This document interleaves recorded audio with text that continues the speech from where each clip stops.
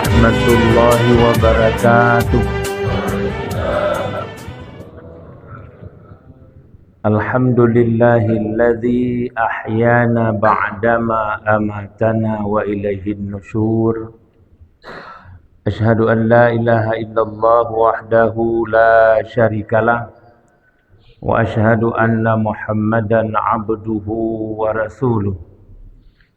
Allahumma salli ala sayyidina Muhammad wa ala alihi wa sahbihi ajma'in, amma ba'du.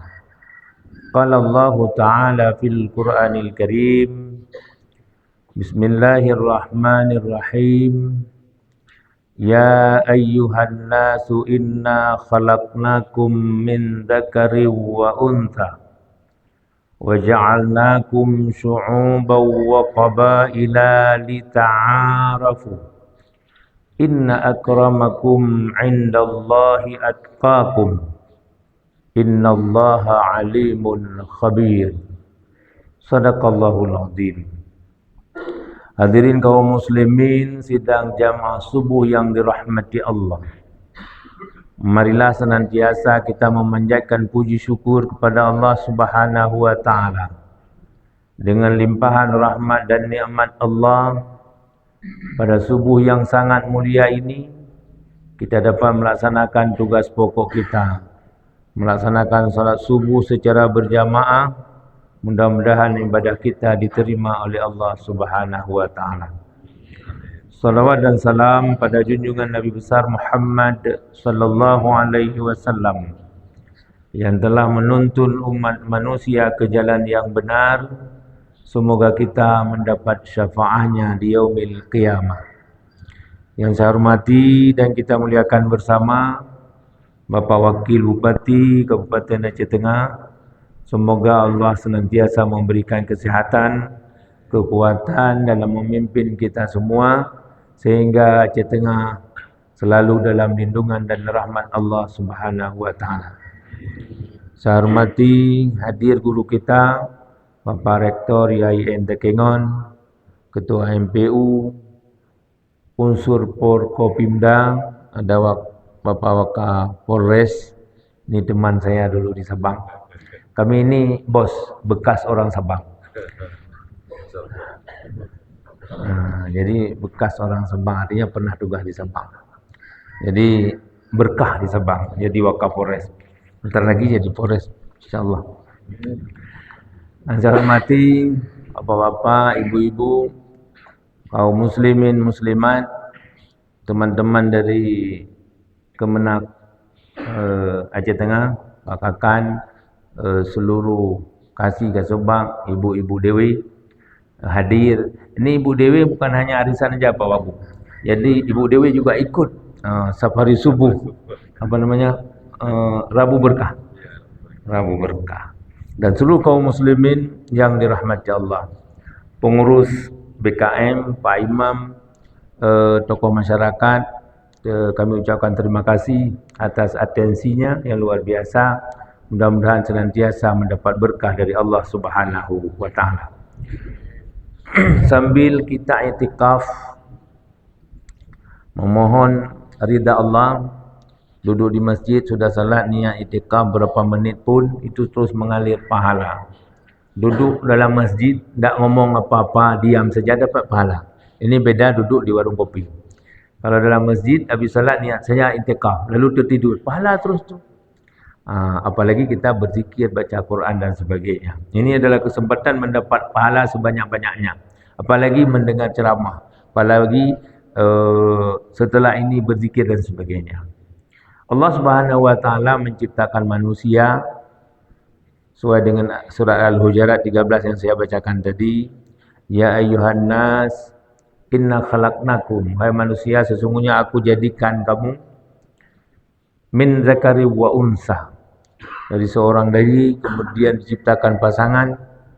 Wa ja'alnakum syu'uba, kemudian aku jadikan kamu berpuak-puak, bersuku-suku. Wa qabaila lita'arafu, setelah aku jadikan bersuku bangsa banyak dari berbagai dunia, berbagai negara, Lita'arafu, supaya kamu saling kenal mengenal. Ini Aceh Tengah, namanya aja Aceh Tengah, tengah-tengah. Jadi berbagai kabupaten hadir di sini. Tetapkan lagi daerah wisata. Berbagai orang datang kemari, bukan hanya dari kabupaten, bukan hanya dari provinsi, tapi dari berbagai negara akan hadir di sini. Kehadiran semua tamu kita lita'arafu, saling kenal mengenal. Antara satu sama lain saling menghargai. Apakah putih, hitam, kuning, coklat, semua kita muliakan. Terserah apapun sukunya, terserah apapun agamanya, secara kemanusiaan kita saling menghargai, saling mengenal dan saling mengakui. Tapi perlu diingat, inna akramakum indallahi atqakum. Hanya saja orang-orang yang mulia di sisi Allah adalah orang-orang yang takwa. Supaya kita menjadi takwa, takwa itu apa? Melaksanakan semua perintah, meninggalkan seluruh larangan. Tadi Pak Wakapolres sudah menyebutkan beberapa penyakit masyarakat yang timbul dalam kehidupan kita. Bagaimana upaya kita bersama supaya ini pelan-pelan berakhir. Alhamdulillah di Takengon sudah terwujud atau sudah terlaksana kolaborasi yang luar biasa. Kata Bupati, kita ada program maghrib, sapa maghrib. Kemudian ada subuh berkah. Kemudian kita juga sudah kerjasama, ada limit 15 menit, gerakan 15 menit sebelum belajar anak-anak baca Quran. InsyaAllah nanti saya 7:30 akan datang ke salah satu sekolah atau madrasah dan saya berikan sekolah mana. Ini setiap saya ada kunjungan, kami kunjungan ke daerah. Kalau nginap di Takengon berarti 7:30 saya singgah. Mau pastikan bahawa seluruh madrasah di Aceh, seluruh sekolah di Aceh, apakah SD atau MI, MTS atau SMP, SMA atau MA, 15 menit sebelum jam pertama mulai, dia harus ngaji. Jadi dalam rangka memberantas buta huruf baca Al-Quran bagi generasi Aceh. Jadi di Takengon kolaborasi luar biasa, Pak Bupati, Pak Kadis, semua elemen masyarakat, kita kompak pagi-pagi untuk anak-anak, 15 menit. Tidak pandang bulu apakah SD atau SMP, apakah MI atau MTS. Yang ngajar jam pertama wajib menyimak anak-anak ngaji 15 menit. Ini sebagai upaya maghrib, safari subuh berjalan. Karena dari pagi sudah diterapkan. Berapa ribu anak Aceh Tengah belajar jam pertama, insyaAllah akan berkah. Berapa ratus ribu anak Aceh yang mengajar di jam 8 sudah ada, itu insyaAllah akan berkah. 15 menit. Ngaji tiap hari, bukan ngaji seminggu sekali. Kalau selama ini sudah jalan, Alhamdulillah. Tapi hari Jumaat misalnya. Tapi ini tidak, di ruang belajar. Saya sudah sampaikan ke seluruh KKN Kemenang. Mudah-mudahan Pak Wakil juga sampaikan nanti ke Pak Kadis. Kami sudah launching untuk Aceh Tengah dengan Pak Kadis di SMP 1 beberapa bulan lalu. Tapi ini tinggal implementasi. Kalau kami ke daerah, ada nginap. Nanti misalnya besok insyaAllah kalau Allah mengizinkan nginap malam besok di Agaya Warbus, juga pagi-pagi 7:30 kami singgah sebagai sampel bahawa anak-anak Aceh, apakah dia sekolah di madrasah atau sekolah, ngaji 15 menit sebelum belajar. Dalam sebuah penelitian, anak-anak yang baca Al-Quran ketika dia diajarkan pelajaran mudah karena saraf-sarafnya itu sudah tenang. Itu pola salah satu yang kita lakukan supaya penyakit masyarakat itu bisa dihilangkan pelan-pelan. Banyak kasus narkoba, jadi disebut Pak Wakapolres, perjudian, pelecehan, dan yang sangat miris adalah perilaku ini terjadi kadang-kadang antara ayah dan anak, ponakan dan paman. Jadi ini bahagian dari persoalan kita. Pelan-pelan tapi pasti. 1, gerakan limit. 2 tadi ada gerakan maghrib. Sapa maghrib. Ini kita dulu sudah canangkan maghrib mengaji. Dengan program sapa maghrib ini sangat bagus. Setiap anak yang tidak ke pesantren, anak-anak kita yang tidak mengaji di balai pengajian, seluruh anak usia sekolah dan madrasah wajib salam maghrib di masjid atau madrasah dekat rumahnya. Ngajinya setelah salam maghrib sampai isya. Habis salat Isya pulang, belajar sebentar, tidur. Pasti tidak keluar ke mana-mana. Ini pola Pak Wakang bisa mengantisipasi kenakalan remaja dan narkoba. Karena penyakit narkoba ini biasa diedar-edar itu menjelang maghrib. Karena kata orang tua dulu, waktu matahari mau terbenam itu masa syaitan keluar. Maka dalam masyarakat Aceh itu enggak boleh keluar anak-anak baru bayi bawa sore-sore. Enggak boleh keluar tuh. Jadi kalau mau keluar nanti setelah maghrib. Tapi penyakit kita, makin menjelang maghrib anak-anak mengajak kita keluar ya sebentar beli bakso. Enggak sadar kita di jalan azan. Padahal itu menjelang azan itu syaitan keluar. Jadi maka ada anak sampai ke rumah panas. Memang secara medis enggak usah percaya itu. Tapi itu kenyataan. Maka menjelang maghrib orang-orang ke masjid, ke menasah supaya tidak kena bisikan syaitan. Ini yang kedua. Bagus sekali.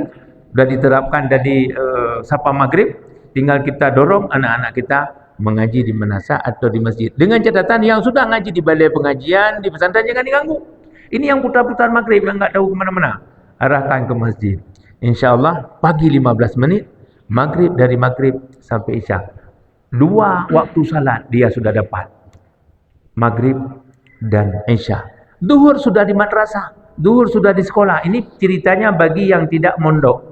Bagi yang tidak belajar di pesantren atau madrasah yang boarding, yang lepas.